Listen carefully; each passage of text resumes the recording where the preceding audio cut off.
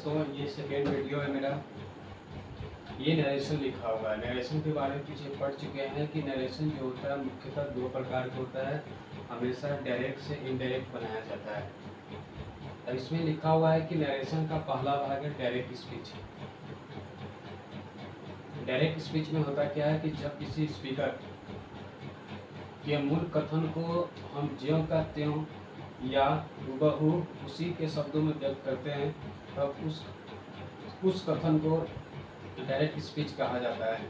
अब देखिए, direct speech जो होता है, डायरेक्ट स्पीच जैसे हम लोग कोई काम करते हैं, जैसे वो आदमी चोर है तो वो आदमी चोर है, तो उसके बारे में अगर सत्य पता कर लिए तो वही डायरेक्ट स्पीच में रखा गया है। डायरेक्ट स्पीच में बोला गया है कि डायरेक्ट स्पीच जब किसी स्पीकर के मूल कथन को हम ज्यों का त्यों या हूबहू उसी के शब्दों में व्यक्त करते हैं, तब उस कथन को डायरेक्ट स्पीच कहते हैं। ये लिखा हुआ है कि डायरेक्ट स्पीच हमेशा इन्वर्टेड कॉमा। अब मेरे प्यारे दोस्तों, इन्वर्टेड कॉमा का यूज इस प्रकार ऐसे किया जाता है। इन्वर्टेड कॉमा, ये हम लोग का इन्वर्टेड कॉमा होता है।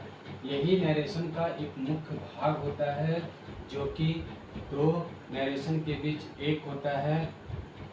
बताएंगे आगे कि ये इन्वर्टेड कॉमा क्या चीज़ का व्याख्या करता है। अभी सिर्फ ऑलरेडी डायरेक्ट स्पीच पर ध्यान देना है कि डायरेक्ट स्पीच होता क्या है। जब किसी स्पीकर के मूल कथन को हम ज्यों का त्यों या हूबहू उसी के शब्दों में व्यक्त करते हैं, उस कथन को डायरेक्ट स्पीच कहते हैं। डायरेक्ट स्पीच हमेशा इन्वर्टेड कॉमा के अंदर रखा जाता है।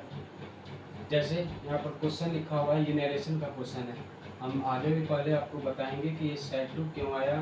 तो यहाँ पर लिखा हुआ कि रैन said to Shyam inverted comma शुरू आई एम बिजी टुडे। और यहाँ पर लिखा हुआ है गोला गेम के डायरेक्ट स्पीच। इसका मतलब हुआ है कि ये डायरेक्ट स्पीच हमेशा जो होता है इन्वर्टेड कॉमा के बीच में लगाया जाता है। ये इन्वर्टेड कॉमा को ये भी याद रखना है कि इसको बोला जाता है, इधर वाला को बोला जाता है ए, और इधर वाला को बोला जाएगा कि जो आगे बताना है कि रिपोर्टेड वर्ब और रिपोर्टेड स्पीच के बारे में पढ़ना है। अभी सिर्फ आप लोग को याद करना है कि डायरेक्ट स्पीच किसे कहते हैं।